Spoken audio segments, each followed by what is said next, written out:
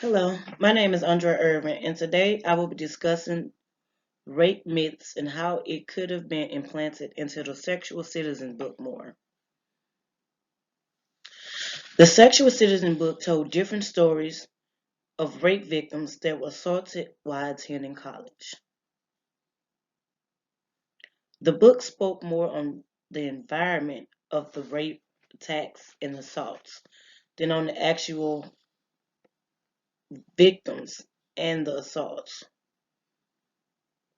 I think rape myths could have fit easily into these stories, considering the victims themselves didn't come forward about the assaults that occurred to them because of rape myth theories that exist.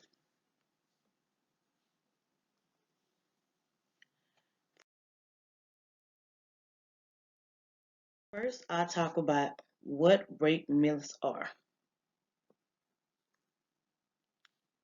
Rape myths are attitudes and beliefs that are genuinely false but widely and presently held and serve to deny and justify male aggression against women.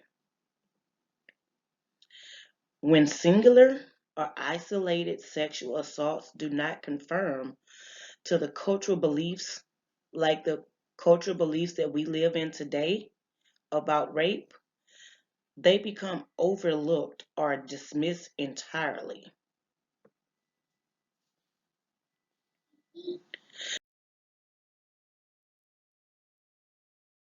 The effects that rape myths have on sexual assault is very important to understanding why assaults happen and how important pointing out those theories would have benefited to the stories told.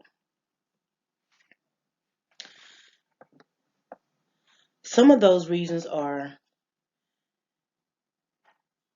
as sexual assault and rape myths are controlled by a patriarchal organization of society where men are privileged over women, which has genuinely led to objectification and subjugation of women, and mainly the development of a culture that supports male perpetrated sexual violence against women. Also, the fact that we live in a rape supportive culture,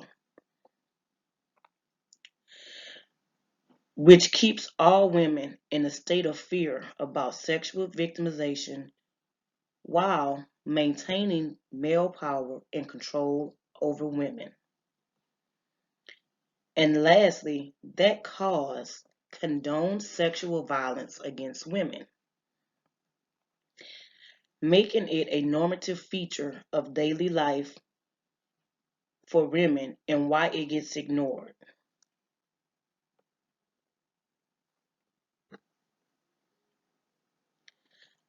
I also think the representation of rape myths is why all the stories told in Sexual Citizen is valid and important. Many reasons of what is accepted on a scale as rape myths is why sexual assault victims get ignored or afraid to come forward.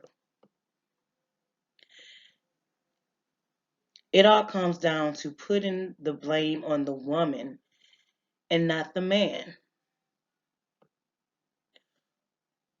for reasons we've all heard about, like men saying she wore sexy clothes, she wanted it, she was flirting with me,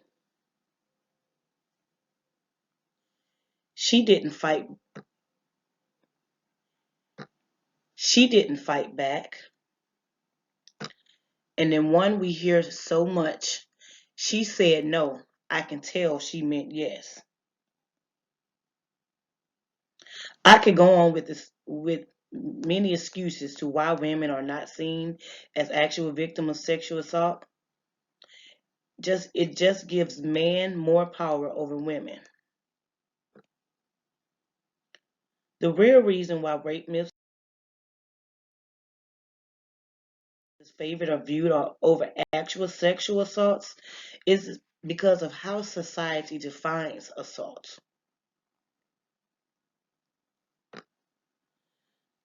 When a woman has more qualified qualities of rape myths, her actual assault gets ignored and actual facts aren't investigated fairly as they should be.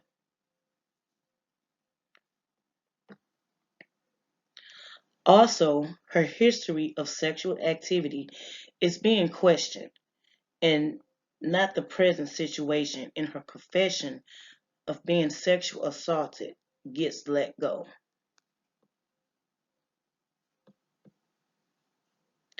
And last, how all the blame lands on on the woman and the victim for all the action she has received.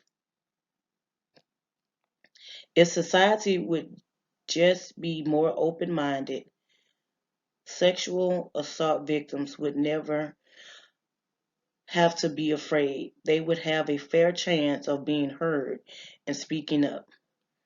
Rape myths should always be a part of discussing and viewing sexual assaults and rape victims.